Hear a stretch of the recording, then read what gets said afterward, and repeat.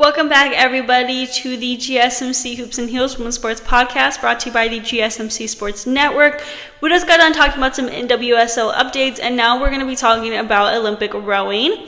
This is our last segment of today. Thank you guys for sticking around for it. I'm excited to talk about the rowing team. So with the Olympics approaching, official team rosters are being announced, and one very important sport in the U.S. is rowing, and that team roster was just announced, like the official roster.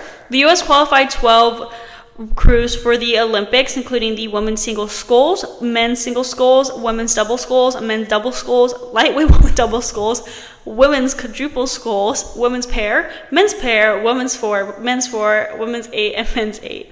The U.S. leads the way with Romania in qualifying the most boats to race in Paris. Of the 42 athletes who will be competing in Paris, 17 are returning Olympians with 3 Olympic medals amongst them. 38 have competed on previous senior national teams, while 4 will be making their senior team debuts. So let's dive into all of the athletes competing on the U.S. rowing team. We, of course, are just going to feature the female athletes because this is the Hoops and Heels Women's Sports Podcast. For the single sculls, we got Kara Kohler, so we're going to be starting with single sculls. I'm going to be saying sculls a lot in this, so I apologize if I start to stutter or I end up not being able to pronounce sculls, okay? That's what happened when I say a word for so many times in a short period of time, is I just can't say it after a while.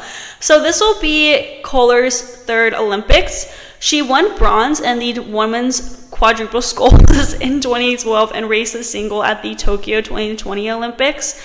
Competing as the only woman in the single sculls, she obviously won the single sculls at the Olympic trials this year. That just is a given. So you can already assume who won the Olympic trials when I talk about all these people. That is just an FYI. So just don't want to keep saying who won the Olympic trials when it's kind of obvious, since they're all going to be competing at the Olympics. Anyway. So Kohler also won the single sculls at the 2023 senior national team trials at the 2022 World Championship trials. Hopefully she does well against the high competition in the Olympics. In the 2024 World Rowing Cup, she finished 7th, and then the 2023 World Rowing Championship, she finished 4th. She has yet to finish in the top 3 in the World Rowing Championships, but having placed bronze in the Tokyo Olympics puts her in a good position for the Paris Olympics. For the double sculls, we have Kristi, Wagner, and Sophia Vitas. This is Wagner's 2nd Olympics, and she finished 5th in the Tokyo Olympics in the double sculls. Vitas nearly made the team in 2020 for the Olympics, but during the team selection process, she fractured her ribs, which is actually a common injury in rowing, which ultimately ended her Olympic chances. Unfortunately, they both have shown a lot of improvement since, having won the double sculls at the 2024 World Rowing Cup, and the year before that, they finished in 3rd in the double sculls at the 2023 World Rowing Championships. For the lightweight double sculls, we have Reckford and Michelle Sechser. This is both their 2nd Olympics, and they finished 5th in the 2020 Olympics. They finished 3rd in the 2024 World Rowing Cup, 2nd in the 2023 World Rowing Championships, and 2nd in the 2022 World Rowing Championships. I have a lot of confidence in them this year. They have shown a lot of improvement these past years after the Tokyo Olympics, and I feel like they definitely can medal. So a lot of confidence there. For the women's pair, we have Jessica Thoennes, and I am so sorry, I am so bad at pronouncing names. We already know that. We have Azja Czajkowski. So Thoennes competed in the 8 rowing team in the 2020 Olympics, so she is not a newbie to the Olympics.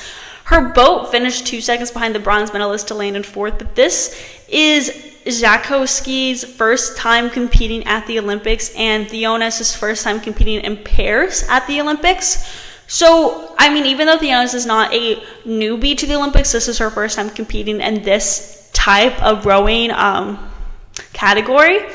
So it is still very pressuring and very, it's definitely pretty risky, but it is what it is.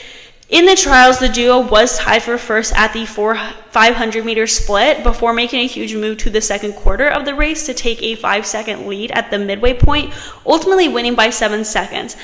What's very, very impressive about this duo, not just that huge time gap there, but is that they've only been practicing for less than 2 weeks before the trials.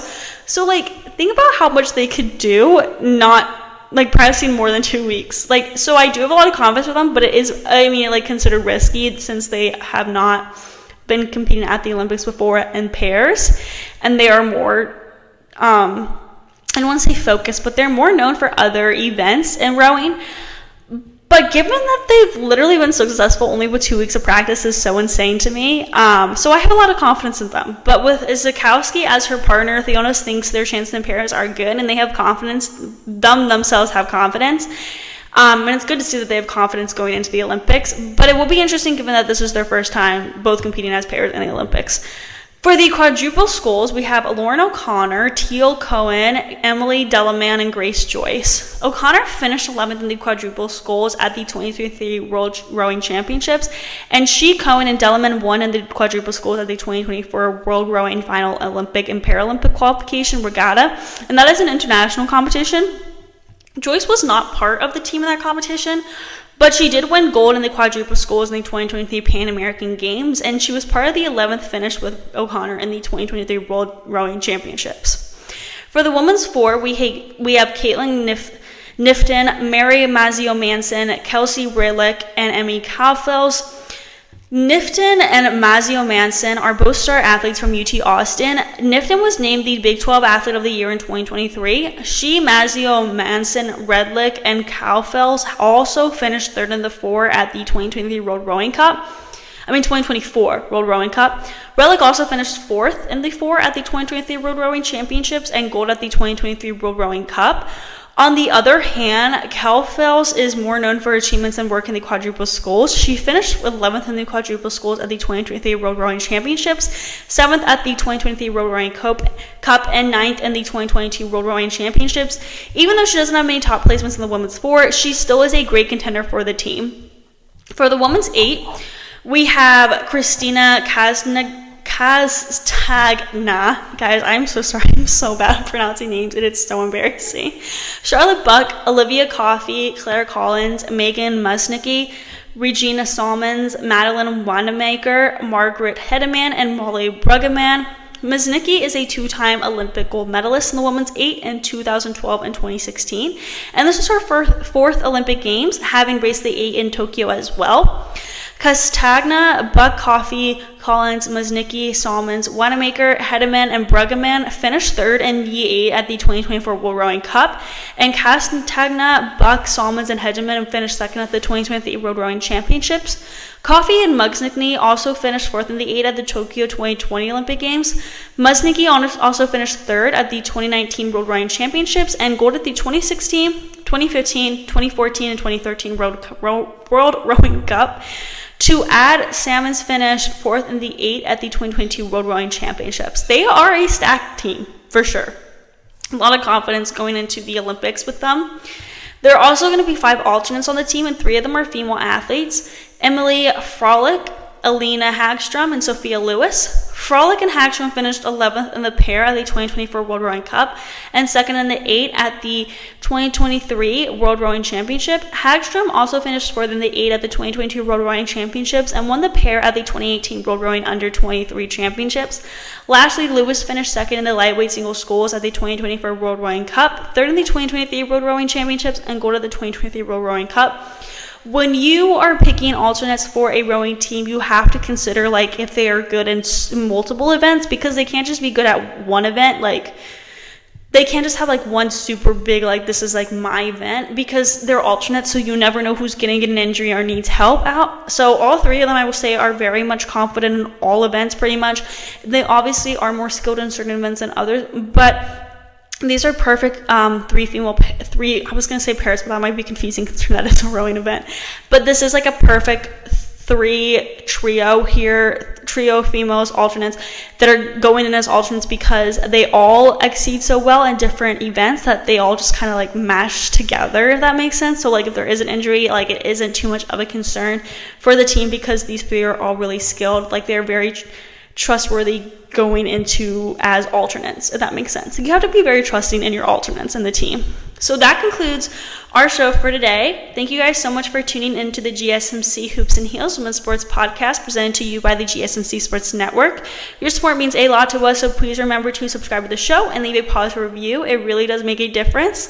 We also invite you to follow us on Facebook, Twitter, TikTok, and Instagram for more content and updates. And we do YouTube shorts on our YouTube channel, GSMC Sports Network and GSMC Podcast Network. Thank you guys once again, and have a wonderful day.